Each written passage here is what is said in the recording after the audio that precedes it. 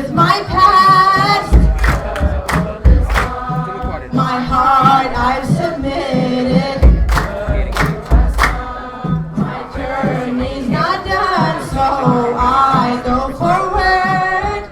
I will not give up as I receive that heaven. The old is gone, the new has come. I have been made new in Christ. The old is gone, the new has come. My King comes shining in the night, the sickness and the pain. Next, what we're gonna have is interview. Brother Metzi, he's gonna be interviewing Dago and Dawi Mulana. I wish I could interview him. Got some questions for you, man. But we'll let Brother Metzi interview him this time, and just give him your undivided attention.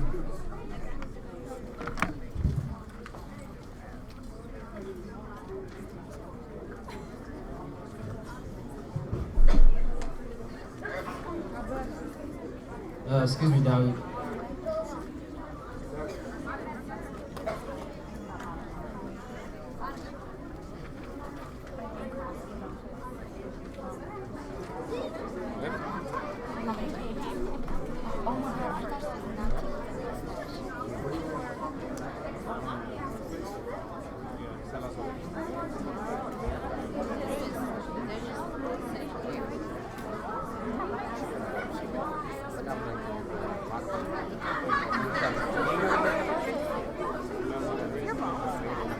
Hello? You guys hear us? Okay, we need you to keep it down so you can actually, this is going to be very beneficial for all of us. One of the things I want to mention before we start the interview is that the reason that we are doing this interview is not because to get praise, it's not because we wanted you to come and say, oh, you did a great job. You're the brave soldier. That's not the purpose. The purpose is that there's something that we can actually take away from this interview. So please give us your undivided attention. It will be short. It's about like 20 questions. I'm just kidding, it's like 5 questions. And we try to go through it quickly. For those of you who don't know, our brothers, Dagon David Muluna, he actually been serving, preaching. Some of you that actually came yesterday, I've heard him preach also this morning as well. He gave us a glimpse of his teaching. If you guys don't know him already, he also have a lot of teachings on YouTube. He gives his preachings in English. So he is one of the few people that actually are teaching the Ethiopian Orthodox Tewahedo dogma, tradition, canon in English. So we have a lot of things to learn from our brother. We're going to take a few minutes and start our discussion. So, Dagon David, thank you so much first for allowing us to integrate you. I mean, just tell us a little bit about yourself. We have about 5 questions here. The first question is, how old were you when you came to America or the US? I was about around 8, something like that. I was a baby. Good. So he's about 40 now, so you can calculate his years. Well, he's not 40, I'm just joking. He's very young. I don't want you to take age. How old are you? I'm 25. With 4 kids. How and when were you introduced to the spiritual service? Spiritual service. So, right when we came to the church, I'm in the DC area, and there's a lot of churches there. So the first thing my parents did was, take us to the church. I went to DSK Modern Church, and we had a Sunday school there. So I grew up always, singing Mazmur, and that's what we did back in the day. There wasn't a lot of lessons in English and stuff like that. What we had was Muslim. And I remember actually in high school, one time our Sunday school teacher, he was late, and when everybody was sitting down and talking, I got up like on the teacher's side on the podium or whatever. But I wish I could say because the Holy Spirit moved me. That's not what happened. I was just making fun of the teacher because he wasn't there. So I acted like I was teaching, but I was really making a mockery of him. That's when the teacher walked out. I was like, that's an example for you guys. You should get up and start teaching like him. And he was like, continue to teach. And that was the first time I actually gave my first lesson was I got up there prepared to joke around, but the teacher walked in, and I remember I said something about fasting. It's a big theme of today. That was actually, I think, the first time I really got up to teach was an attempt to joke around. It's funny because a lot of us are called to the service or to God, house of God in many different ways, unexpectedly, without us knowing it. So this is the calling for Him. What are some of the obstacles that you faced as a youth service servant in America? Many, but just Okay, so I'll talk about it, I guess, So, like I said, high school, that kind of expanded and I started teaching, and then, I went to college, and I was about that life. I remember when I went to college, I had to make, I had to make a conscious decision, right? So the decision was, like, college life is, it's college life. There's partying, there's drinking and all this stuff, and I knew that didn't go along with God, and I was starting to teach and, serve, so I knew I couldn't serve two gods. So what I said to God was, God, I will pause my relationship with you and continue it later on. This is true. You could judge me, but I can't lie. He said, we can't lie because we're in church. So that's really literally what happened. So my first year, I was a typical college student doing typical things. And eventually, conscience, our forefather says your conscience is, the small letter G, God, because it tells the truth and is always judging correctly, And then I knew what I was doing was wrong, so I had to make a decision. If God really existed, I had to kind of surrender. And I got into this spiritual warfare where I was almost in denial of God in order to, listen to my fleshly desires. So I did a lot of, and I remember doing a prayer. It was a very bold prayer. I said, because I was struggling with my faith, and I said, you said knock and you'll open the door. I'm knocking, so if you don't open up, it's your fault. I remember praying this. I was very serious about it because he said it. So, it took a few months of research and reading. This is my story. Everybody's story could be different, but my story is, did a lot of research, a lot of reading, and it came to the point where, I couldn't deny what I was reading, what I was seeing, and it was the truth, and I believed it. Before, it was just practice. Now it's God really did exist, and Christ really did die on the cross. And once I saw that, I had to surrender and say, I'll follow you wherever you lead me. Thank you. Speaking of how I was mentioning earlier how most of us are called in a different manner or different ways. Also, because I just remember when you mentioned college, I know most of the kids now here are, we just noticed actually because we didn't expect most of the kids to be more 15 and above because we're thinking when people start walking through there, we're just like, oh, there's a lot of young people here above 15. And they're getting ready to go through college and experience their life. And is there anything that you can share with them that actually can benefit them? I'll tell you a story about myself is that when I first went to college, high school, I was a very good student. I'm not trying to brag, I'm just, but at the same time, I had no clue about college, none whatsoever. You guys are very lucky because you actually have all the resources You go visit colleges, you go visit different areas, different states or whatnot. But on my side, I had no idea. So it was my counselor actually that said, you have good grades, you should go to college. And I said, okay, that's fine. And she said, and I went to Allegheny College. Go to Allegheny College. I had no clue what Allegheny College was. And I went to Allegheny, and not knowing what's there. When I went to college, what I found, it was totally different. I had no clue what was out there for me. I didn't even know if I was going to have a dorm, I was going to have a roommate. I don't know if I was going to sleep on the floor. No clue. So at least now, why I'm bringing this up is because at least if the kids, the young ones here, if they understand or have an understanding of knowing what's ahead of them, that might be helpful. So just a few things that you can share with them that can benefit them, about college life.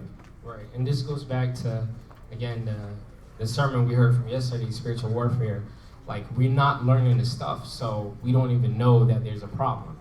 And in college, college is really challenging. A lot of people talk about college from the perspective of schoolwork, and unfortunately, I see a lot of parents here. A lot of parents, the first thing they ask is, how's your grades? Not how's your spiritual life, right? And as long as your kids are making straight A's, you think your student or your kid is doing great, but that's not the case, right? What matters more is the other world that we're going to live in forever. That world is what we should worry about. So what I would say is, college, don't forget who you are. I think that's like whatever you're feeling right now, this is the real you. I can't tell you how many freshmen, incoming, college students, who say, I don't drink. And I always said I was gonna do an interview or some type of documentary. Because every freshman who comes in and says, no, I don't drink. In fact, in college, there's a social gathering, and you say you don't drink, first thing they say is, you must be a freshman. Because everybody says it. Then come back and talk to the same person senior year. Their whole philosophy of that life, the college life, suddenly switches. I wonder why, right? It's the same thing that we were learning yesterday. It's because we're in the middle of a war, and there's another spirit that's willing to take us down. So my biggest advice in general would be, don't forget who you are. Because when you go to college, there's gonna be a lot of forces that you cannot see that will attempt to change your mindset and your philosophy about everything. Thank you so much. I'm pretty sure our father's sermon later on will go into detail about the spiritual warfare. Speaking of college, our brother here has a mechanical engineering degree, and how long have you been working as a engineer? About 4 years. 4 years. So after 4 years, imagine, you went through college, you spent your time, you spent your money, you got that knowledge, start getting the money. Once you start getting money, to get out of it is very tough. That's why a lot of people advise you, especially these days, once you got your undergrad, continue your master's, because once you have that money coming to you is very challenging. Now, why I'm bringing that up is because our brother here, Diakon Dawit, had recently quit his job and traveled to Debre, Libanos. How many of you know Debre, Libanos? Okay. Tell me what it is? Gadam. Who's Gadam? Boris.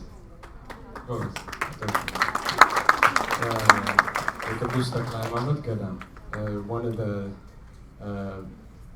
well-known, actually, when it comes to our church teachings, as more of a college level for our church teachings.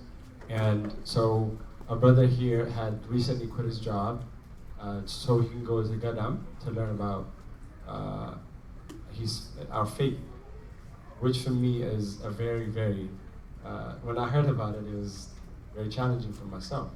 I was wondering if would I do that?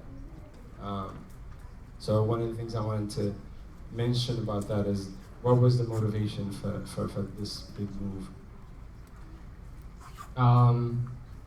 So basically, right after the, you know, can you guys hear me?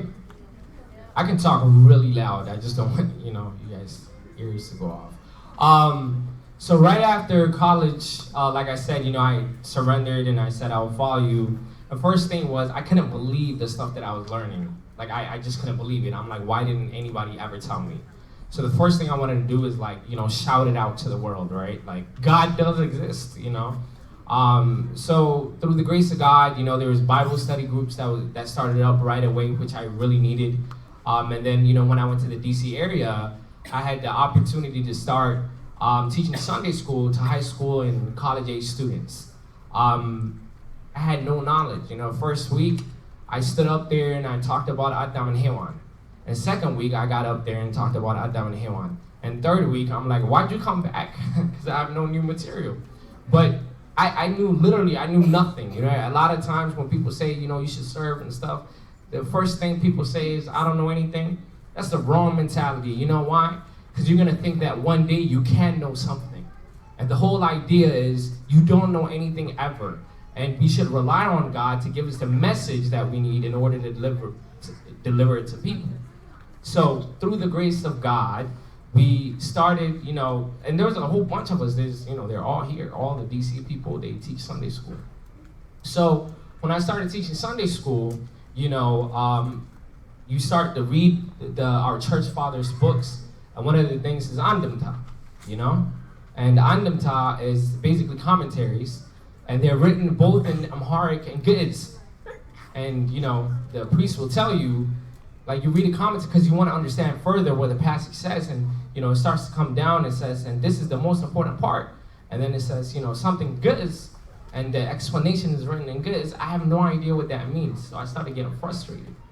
So I went, to the priest, and I tried to ask him, and can you explain what this means? And they're like, of course, but we learned it in Gadam, you're never gonna be able to finish it. I'm like, well, who is Gadam? So that's the first time that I started, if I said I was gonna follow Christ, then you have to follow Christ. So I didn't want to go to Gadam. I didn't want to quit my job. But it was one of those things where I can't stop thinking about it either. So this thing is in my head about Gadam. It came and I still say, I don't want to go. I didn't want to go. I don't want to be there. But it's one of those things where I can't be here either. And it's like, the Jonah story, right? Like, I wish I said, I did this, yes. But that's not really what happened. I was literally kind of forced into it because that passion is there. And there was a point, and even my parents, that's when they finally agreed, was I couldn't sleep. Like, it was at work, I couldn't concentrate. And it got to the point where all I could think about was how could I learn this stuff so I can understand what the church fathers put in our books. So that was a point where I couldn't turn away anymore, so yeah. Thanks for that. One of the things about what you said just now is a lot of us seem to think that even coming here right now, we think we did it on our own, not understanding it's God that is actually pushing us for our own benefit, so we can actually learn and know Him. So what our brother just explained is the push behind it is God. It's not even like, actually St. Paul said the same thing. So we understand when you say that all credit's due to God, because everything that He does, everything that we do is because He's allowing us to do. So that's great. That's great to know. Thanks for sharing that. What are the challenges that you faced once you go to the Gadam? For instance, for living conditions. I know I visited Debre Libanos a few times, and I've seen the living conditions are totally different. Totally different. How many of you been to Debre Libanos? Okay, yeah, so a few of you. So what were the challenges that you had, especially living in the U.S. for a long time and just moving back to the Gadam? What are the living condition challenges? So this, the trip to Del Hermanos, it was, 3 years in the making. So like, it was kind of, after I graduated, after a year or two, I made a decision what day I was gonna go, when I was gonna go, and all that stuff. So I was ready mentally. Luckily, because I was so ready, like the first month, I didn't notice the trouble. Like all the stuff that kept happening around me, I'm like, Mor Fatana, yes, I'm ready, But then, the second month came in, and that's when I started to realize that was kind of hard. And some of the things, for example, is like lights. I just came back to America about, a month ago. I was just looking at it, it doesn't turn off. I'm looking at it, it's still on, And then back in the Liwanos, you can go 6-8 hours a day without light. That's average. I remember the week that I was gonna come here, we lost light, I think Monday night, and it came back Sunday morning, like a week after, right? So imagine that. We didn't have, like water was a problem. We had to get water from the neighbors. So we would go there and we were like, we ran out of water. They're like, so did we. We just look at each other like, oh man. So, like the basic things are gone.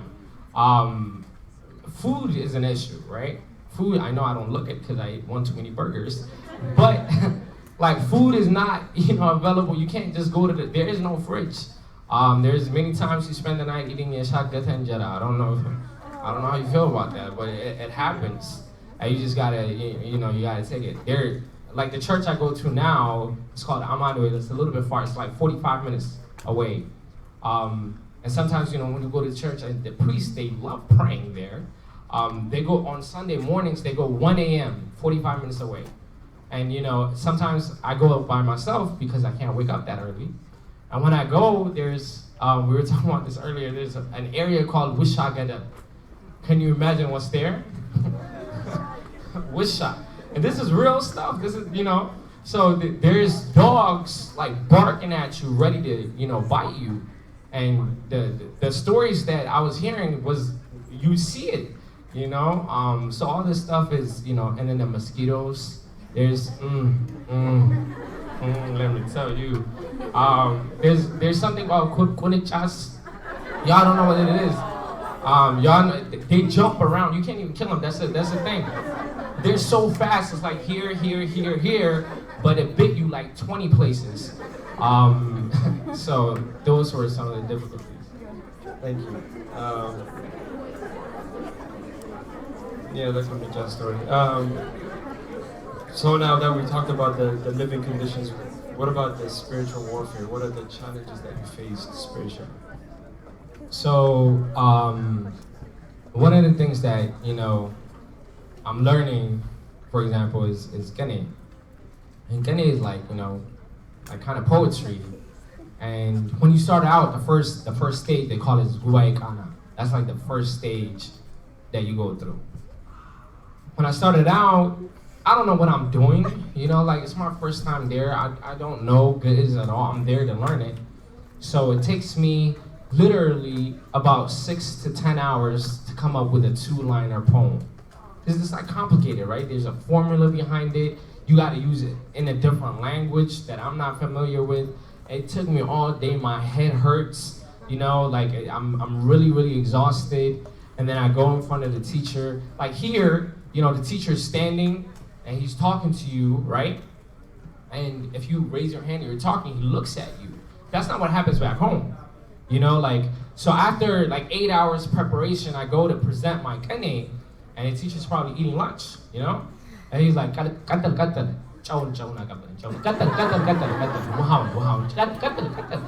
it was like, so first of all, I didn't have the full attention of the teacher, right? And then after struggling and, I don't know, the kene, whatever, I finished, all the kids, they're like, and then I'm standing there like, almost in tears because it's like really, difficult. So when things like this happen, you usually go to your friends to talk to them, right? I got no friends. So what happens is I'm literally stuck in a room so small, like about 18 hours a day. So you go in there, you start thinking about quitting. It's like, isn't it better just to go back home? you know, and they're very difficult times. You know, we have no like light sometimes and all this stuff. So when this starts happening, you start to question, why am I even here? Is it like I had a great job and I left all that and now I'm here, you know, and you start to feel sorry for yourself. That's when all the things that you read in the Bible, that's when you gotta reach into those lessons and put it into practice, right? And it doesn't work all the time. It doesn't, you know, it's not true all the time, but that's when you gotta really dig deep. And we were talking about this even when we came to America. I learned the beauty of automimo, and this is something that we don't really talk about. Automimo means to stay quiet. And most of the time we taught to pray, which is very important. We taught to fast, which is very important, but we rarely hear about automimo. Automimo, like when you pray, you're talking to God, right? Automimo is when God talks to you. So that's when you listen, you see? That's when you go in a quiet place and just listen. You just think about God and think about how he's gonna guide you. You don't talk, you listen. Do that for 1 minute and you'll see how hard it is. Because this may not be talking, but this is very active, you see? So to shut this out and to listen to God, that's a very difficult task. But that's the only way that you can strengthen your spiritual life. Sometimes we're so busy talking, or we have the phone, or you know, we're watching TV or whatever, we never have a chance for, you know, to listen to God, but yet we're requesting so many things.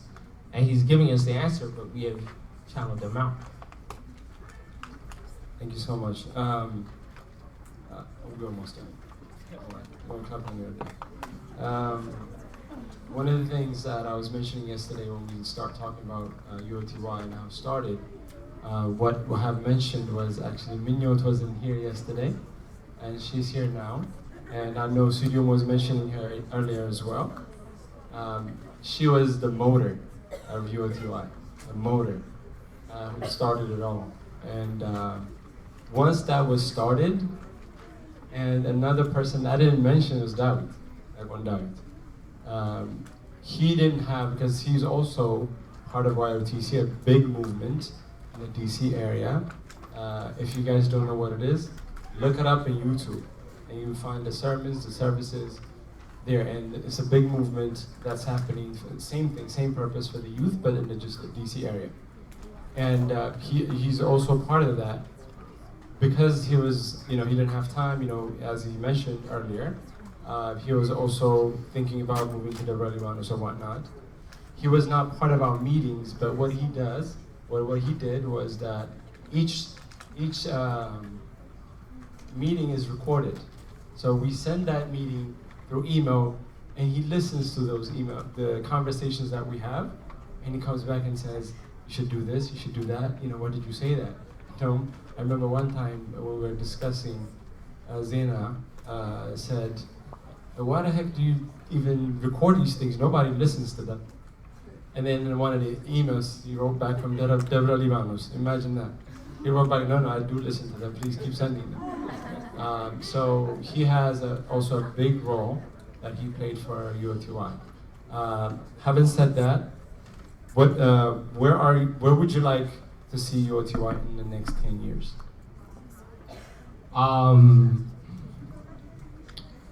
So this is a very difficult question.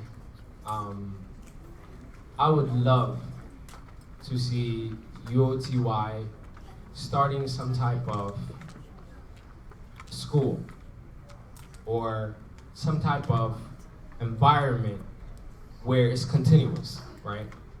So we can provide teachers. There should be a future for Christian leaders. Right now, you know, we're telling you to come to church and to serve, but you have nowhere to serve. Even if you want to serve, you wouldn't know how to serve unless you're given the proper training. So we need a place where we can produce teachers. We need a place where we can produce deacons in English, the proper way. Because right now what we're doing is, you know, and nothing against whatever, but whenever there's a shortage, you just grab somebody and say, serve. That has to stop, right? We've got to think about it carefully, because they're playing a huge role. So if we can kind of create an environment where we can provide some type of training for people to serve, I think that would be amazing. So I would want to see why UOTY being involved in this type of service. Thank you so much. That was the last question that I had, and this is a note to take for the new committee for the UATY. And we will tell you about that before we close this conference. But before I close this interview, is there anybody that would like to ask questions? Diakon David.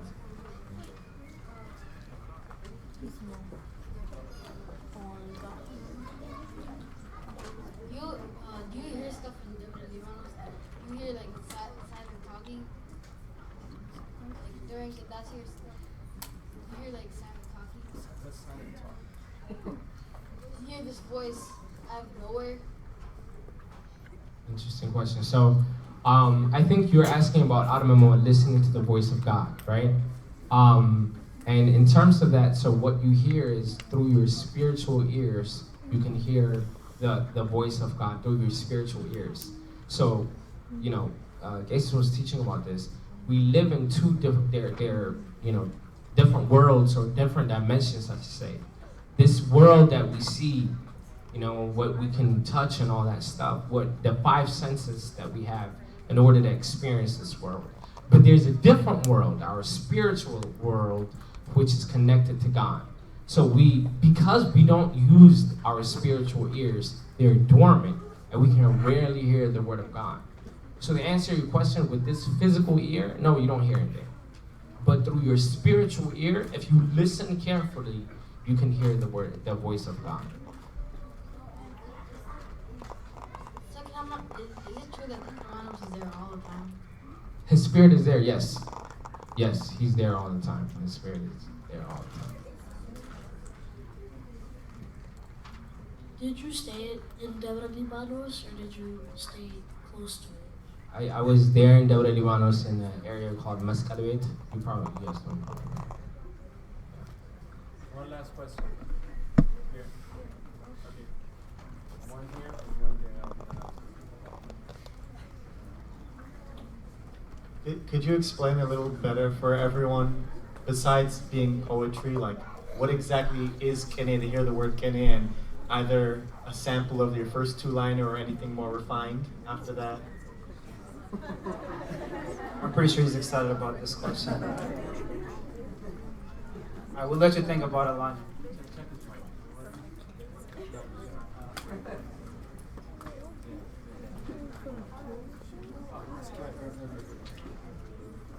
We just wanted to know how long you stayed in Gadam. Like, or how long you're going to stay there. Because I heard you're going to go back. No, I'm thinking. She's thinking of that. One last question while he's thinking. That'll be the last one. Yeah, just one more question. No. So my question is that I know you're going to Gadam and you sacrificing everything that you have just by going there, you are making a big difference to the church. But those of us who are not gonna, have that opportunity, how can each of us in this room make an impact for our church? Not only our church, but how can we sacrifice our life every day to Christ? Like, it might not be as big as yours, but what is small practical ways in which, our actions, whether it be going to work or school, also can, be our everyday life in terms of worship or whatever. So I don't believe in big and small. I don't think God looks at this is big, this is small. So what God wants is purity. It doesn't matter if you're, going to Gadam and become a monk and do all that stuff. If what you've sacrificed is the sacrifice of Cain as opposed to the sacrifice of Abel, then he's not going to accept it. So what God is looking at is how pure is your heart rather than what you're offering to begin with. So what we can do is I don't care what service you're involved in. It could be organizing the chairs. If you do it in the name of Christ and you're doing it honestly to serve him, then that's the biggest service you could give. And if you're doing it from your heart, it doesn't that's the thing is most of the time we look at the outward action, and that's the problem, right? But if you are serving him and serving him completely, then he will lead you to the next service. Just prepare yourself and don't resist him. How long was I in Gadam? I was in Gadam for about 8 or 9 months, and I'm going back again next week, a week and a half or something like that. I gotta check my thing. And I don't know how long I'll be gone, maybe 6 months, a year. Who knows? Who knows? And he's like, what about my question? So what is Kene? Kene is, it comes from the word kanaya, which means, you know, to surrender. I'll use that word. Because we're surrendering our mind, we're surrendering our body. When you're coming up with Kene, it requires a lot of energy. It's not like the other, you know, like Zema is you learn the steps.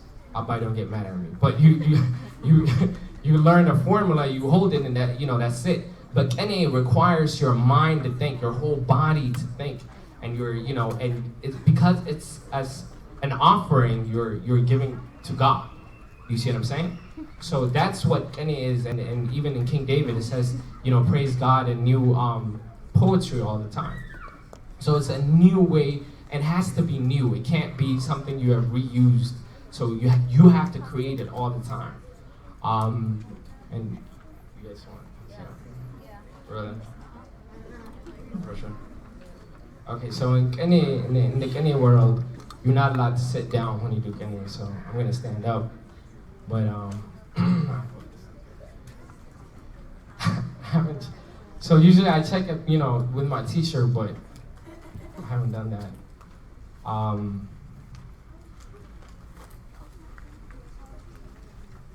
You guys don't know what I'm saying anyway.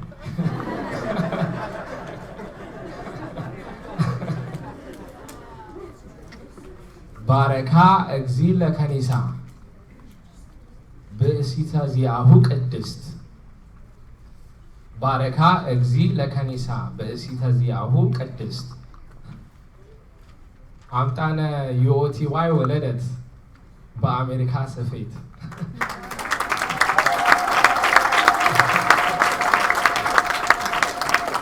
So, alright, so Kene is, you're telling two stories. You're telling two stories. There's the major story, and then there's the deeper story. Kind of like a parable, right? Like kind of how Christ was teaching. And the whole point of Kene is that because Christ was teaching in Kene, you know? So if you understand the formula and how it's used, then you'll be able to understand what Christ was teaching better. So in this sense, the first story that I told is the husband, you know, praised his wife. He praised his wife because she was able to give him a baby in his house, you know? So like, think about it. Like, if, you know, a wife has a child, the husband is like, you know, thank you for giving me my child, right? He praises her. So this is what we call the sum. This is the first story. And then the gold is the buried story. Is the main story that I'm trying to tell. So I said Christ blessed the church, right? Why? Because the church was able to give birth to UOTY, the service that we're doing in America. So because here in America we were able to serve in English and do the services that Christ loves, he's happy with all of us. He's blessing us. So that's basically the Kene that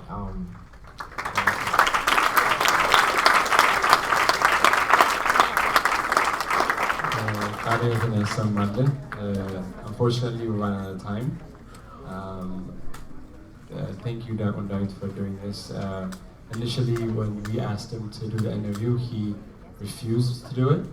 So we actually forced him to do it today. So one of the things we would like you to guys, one of the things that we ask you guys to do is not to always remember him in your prayers, because it's not easy. It's easier said and done. So you always remember your servants in prayer. So we have to pray for him. to finish his journey. Because as he said, I know we have a proof that he's going back. We're guys, where did he go? Did he just leave? I wanted to actually show you his wallet. He has a whole bunch of 100 Ethiopian birr. He's definitely going back. So ቃለ ሕይወት ያሰማልን እግዚአብሔር ይስጥልን።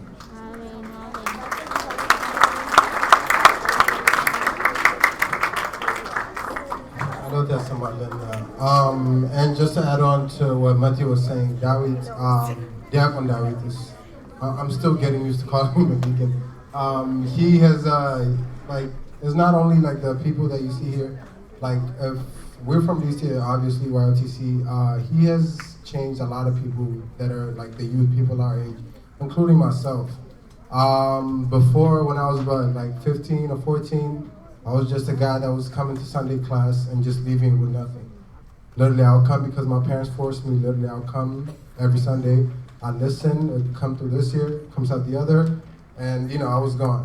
And just one random day, he came and said to me, let me buy you lunch.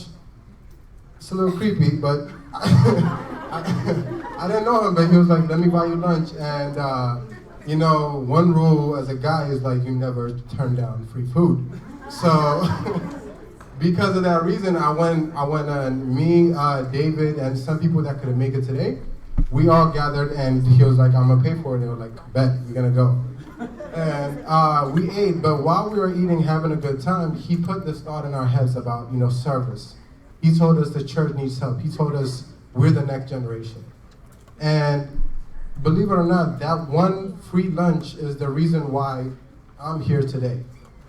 And it's because of all that, guys. So may God help him finish his path, and may God bless him.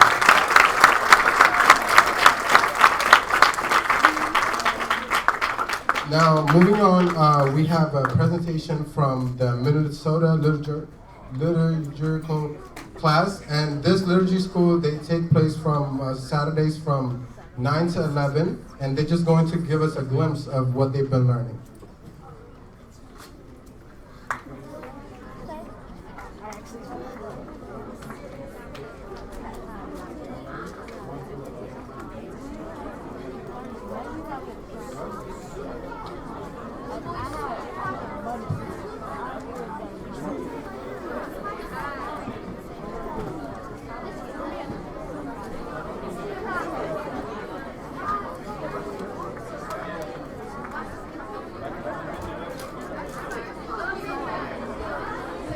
ወንዶቹ የት ሄዱ?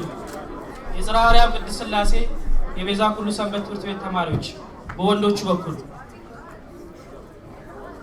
ያላችሁት ውጡ ቶሎ ቶሎ።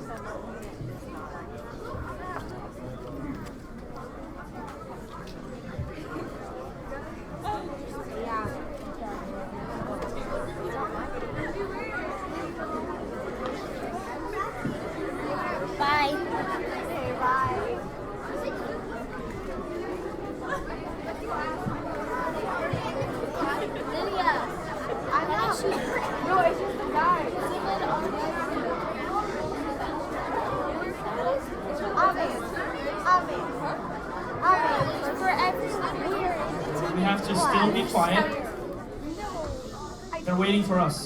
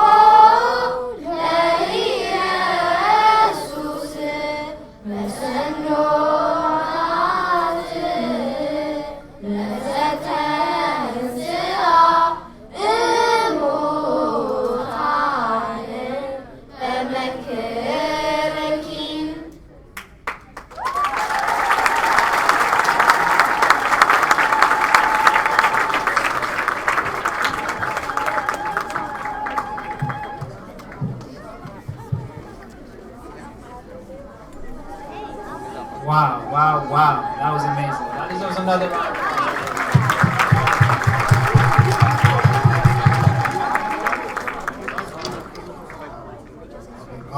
This is an announcement. I also said it earlier, and this is more for the parents in Minnesota. The kids you just saw up here, they learn this every Saturday from 9 to 11. So please feel free to bring your kid, and so they could learn, liturgy and be a part of this great movement. All right. I was told this is not my thing. I know YLDC people might think this is my thing, but it's not. I've heard, it's been a. Next, we have, and I need everybody to get up. Everybody. Those of you sleeping, get up. People sleeping. Everybody get up. I'm waiting for people. You. Is somebody sleeping next to you? Please wake them up.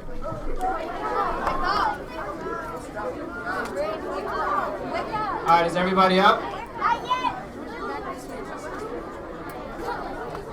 Is everybody up? All right, I want everybody to just do a stretch. Crack your back. Bend down, touch your toes if you can. I can't.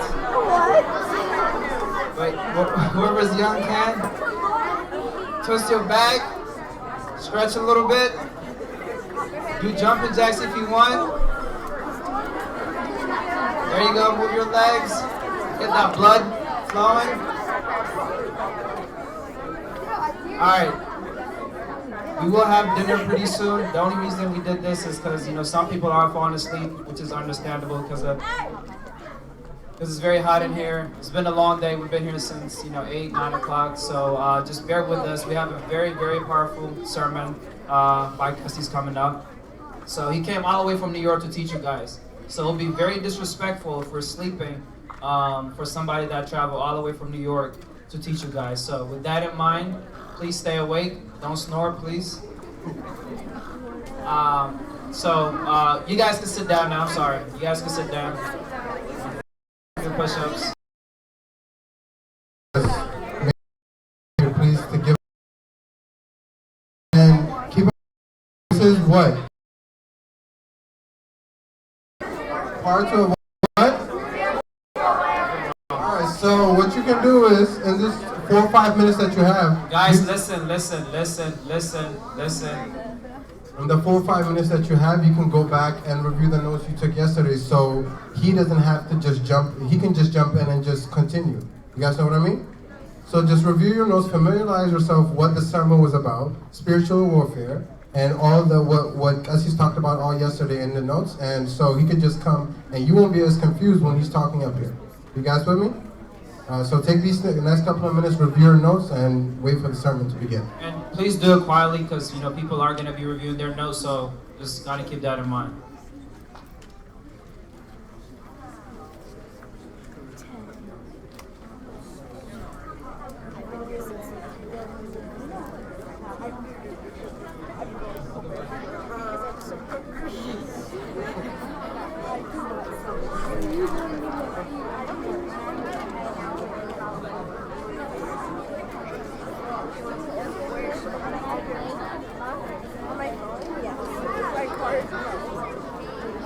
Open it. I don't know. What? Lydia.